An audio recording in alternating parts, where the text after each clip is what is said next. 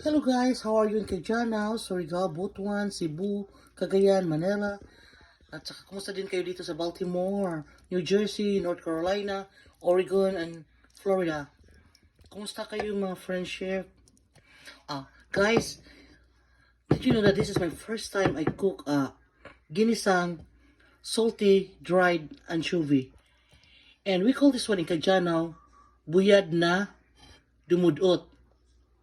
In Tagalog, tuyo na dilis. Alright. So this is all the ingredients that you need. Olive oil, olives, carrots, anchovy, garlic, you put an onion too, and tomato, and raisins, guys, sugar, red pepper powder or spicy. This is very spicy, guys. And you don't need a salt because the anchovy is already salty.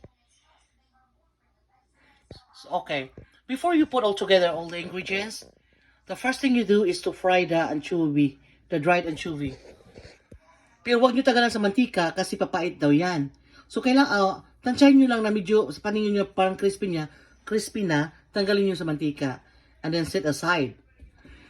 And then magpainit kayo ulit ng mantika, olive oil. Hanggang mainit na siya, ilagay nyo na yung garlic, onion, and tomato first. And then next, the carrots, olives, and raisins. And then stir nyo lahat yan. Tapos saka nyo na ilagay yung piniprito nyo yung anchovy.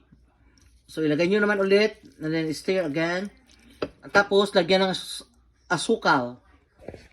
So it's up to you guys if you want to put a lot of sugars because some people don't like super sweet. Yung sobrang tamis.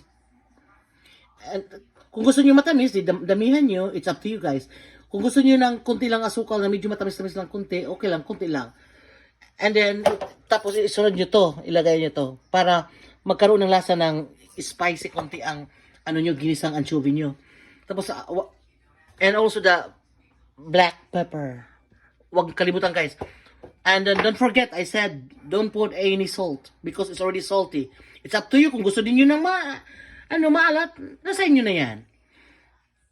And then, pagkatapos yan, i-stir nyo ulit, lahat na para So, after nilagay nyo lahat ng ingredients, guys, nyo lang ng 3 minutes. Para para matunaw na konti yung asukal, para mag-caramelize na siya konti. Saka nyo lahat, tanggalin dito sa sa kawa niya. Pag mayroong sobra, kasi hindi nyo maubos yan sa isang kainan lang yan, guys. Nako, maalat yan, spicy at saka matamis. Naghalo ang tatlong lasa. Oh my God, guys. I know. I promise you guys, it's so good. Marami kayong kanin makakain yan. So, ihanda nyo na lang isang kalderong kanin. Naku, sira na naman ang diet ni Taba Ching Ching Mary Joy. But it's okay. As long I'm still alive, gusto kumain, kakain ako. Pero naman, maramihan. Kunti lang. Pero kung mayroon kang sobra yan, guys, ilagay mo dito sa empty bottle. Para ilagay nyo sa refrigerator. Pag gusto nyo kumain, kukunin nyo sa refrigerator ulit. Sorry, guys. So, yun lang guys. Thank you.